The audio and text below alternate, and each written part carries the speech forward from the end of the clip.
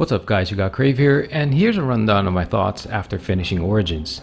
This is the latest installment of the AC franchise and serves as a reboot of sorts. It is still very much an Assassin's Creed game, but Ubisoft decided to add a few things which really made me decide to purchase it on the PC instead of just, playing it on the console as I would normally do for the franchise. To get this organized, I want to touch on these four aspects of the game. So that's longevity, gameplay, story, and graphics. So let's start with longevity. Now, even though I finished it, Origins is such a huge game in terms of map size and things that you can do. I finished the game at around level 35 or 36, I think, but I think it's possible for you to finish it in your early 30s, given that I did do quite a number of side quests prior to finishing the main plot. I'm still left with a ton of side quests, tablets to discover, and a lot of lore that I can still learn. There are even zones I haven't uncovered, so in terms of longevity, AC is pretty much up there.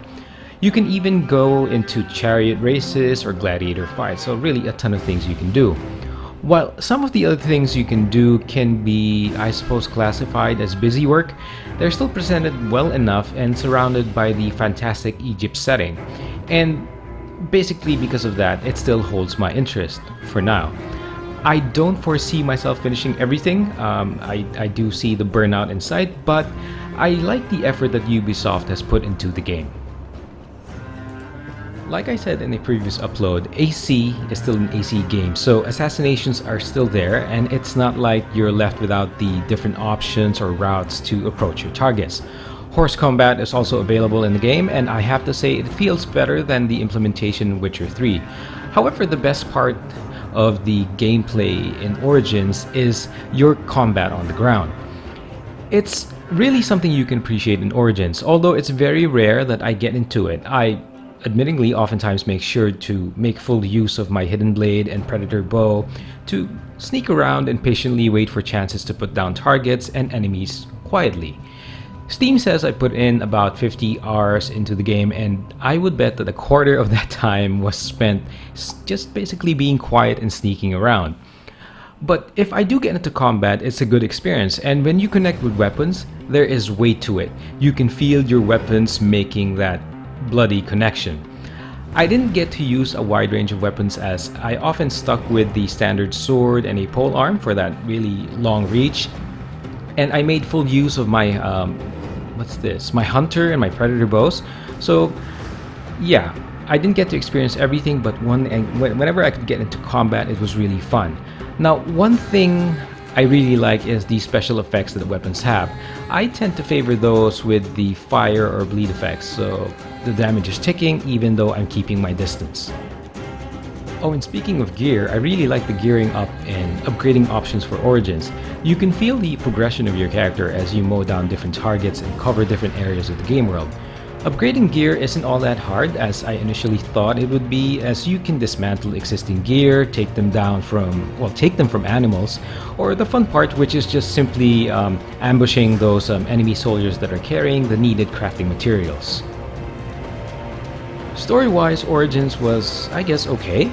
It felt a bit disjointed at times, especially when switching the cutscenes when using the in-game engine to pre-rendered scenes. The shift in filter use for some of them was a bit confusing. Also, one of the plot points that also bugged me was how Bayek, the main character, seems so easily swayed into a different way of thinking. The thing about Bayek is that he postures himself as a person who sticks to his guts, but is often swayed easily. You will notice this especially when he gets into a conversation with Aya, and more importantly, and I won't spoil it, but as you get into that part where you understand how the Brotherhood was formed. His personal story, on the other hand, was a typical revenge story. What really elevates that revenge story is the voice actor's efforts. When Bayek gets angry, you can feel it when he shouts. You can feel the how principled he is. You can feel the anger when he deals with his loss. You can see the intense frustration when things around him aren't going right. Big props to the voice work and the soundtrack teams. They did an excellent job. As a whole though, I think the story of Assassin's Creed Origins could have been done better. Like I said, the main story is okay, but not the strongest point of the game. The last aspect I want to touch on is how pretty the game world looks. I like Egypt as a setting, and it's done beautifully in Origins. The palette, yes, it's generally the same, and it's generally all the same all throughout, but it never really got old as there was enough variety in the little things like the addition of Roman architecture, some of the greens here and there, the night and day cycle, the ship battle. So yeah, it never really got old because of how intelligently these little different things were added into the game.